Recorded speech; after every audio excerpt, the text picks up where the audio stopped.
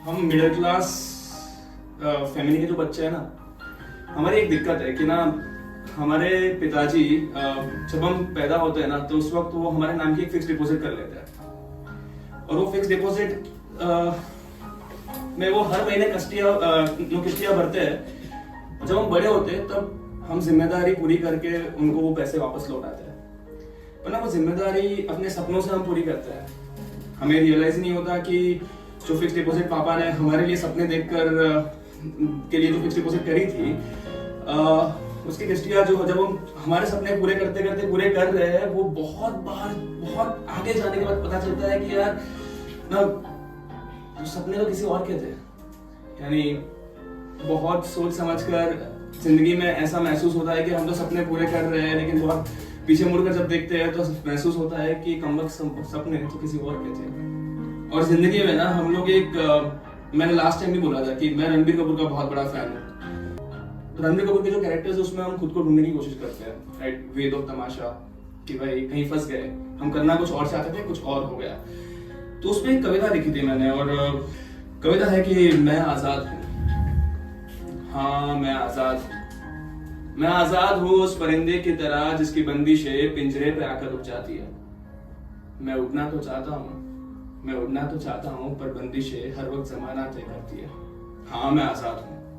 इस कविता में ना मैंने अपनी जिंदगी के, हम सबकी जिंदगी के कुछ सर्टेन फेजेस होते हैं। हम पैदा होते हैं, 8-9 साल की उम्र होती है, 16-17 पे पहुंचते हैं, फिर शादी होती है, फिर 50 की एज में हम सोचते हैं कि हमने जिंदगी में क्या सोचा था, क्या करना है और क्या क्या हो रहा है। 70 के हो जाते हैं और एक दिन आता है जब हम ईश्वर के पास चले जाते हैं, भगवान के पास चले जाते हैं। तो हाँ मैं आजाद हूँ, हाँ मैं आजाद हूँ उस परिंदे की तरह जिसकी बंदिशें पिंजरे पे आके रुक जाती है। मैं उड़ना तो चाहता हूँ पर मेरी बंदिशें हर वक्त जमाना तय करती है। जैसे ही आया इस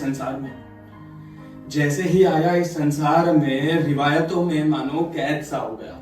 रिवायत नहीं, रिवाज, कल्चर, नाम धर्म गांव चुन लिया गया और कह दिया किसी ने मुबारक हो बेटा हुआ है, आजाद घूमेगा आसमान चूमेगा।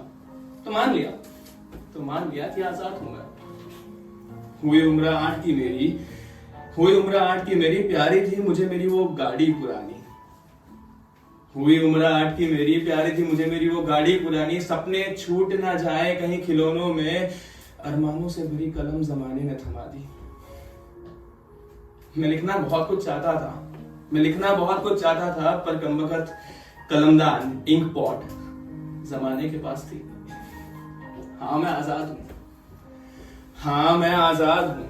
16 पे अरमानों ने सपनों की तरफ देखने की फिर से जुर्रत कर ली। 16 पे अरमानों ने सपनों की तरफ देखने की फिर से जुर्रत कर ली। सोचा अब तो कुछ करूंगा खुद की। तो कमबख्त पिताजी के इंजीनियरिंग का सपना मुझ पे थोप दिया गया। भीड़ों के झुंड में मुझको शामिल कर दिया गया। रंजिशें हो ही रही थी उनसे कि कह दिया किसी ने बेटा होशियार है आपका, आजाद घूमेगा आसमान चूमेगा। तो मान लिया कि आजाद हूं मैं। अरे हैरानी तो जवानी पर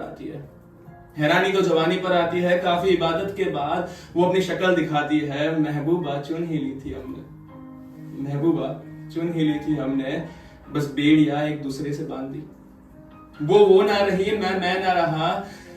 ऐसी भी क्या मोहब्बत जहां आजादी ना रहे। मैं फिर भी कहता रहा सबसे कि मैं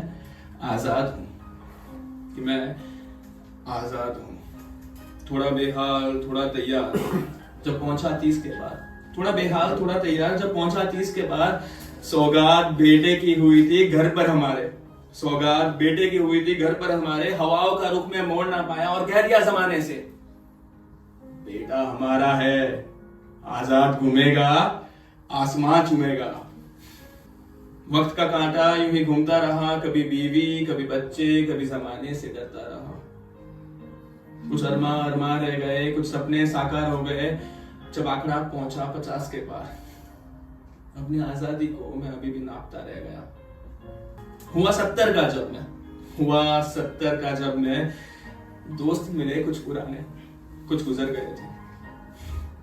हुआ 70 का, जब मैं दोस्त मिले कुछ पुराने, कुछ गुजर गए थे, गुफ्तगू हुई जिंदगी के एक आखिरी तमाशे की, तो बात निकली एक और महफिल की। सोचा अब तो वक्त आ गया है खुद की करने की, सोचा अब तो वक्त आ गया है खुद की करने की। कमबख्त हाथ में लकड़ी और जेब में दवाइयों की पर्ची हक जता रही थी मुझ पर। फिर से कुछ सपने अधूरे रह गए, मेरी आजादी के अब मायने ही बदल गए।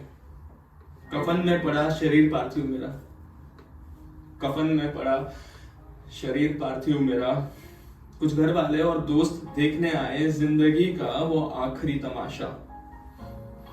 आजादी मिल ही रही थी मुझे, आजादी मिल ही रही थी मुझे कि कह दिया किसी ने, शुद्ध घी और चंदन की लकड़ी से जलाना, जिंदगी के चक्कर से आजाद हो जाएगा, मोक्ष मिलेगा।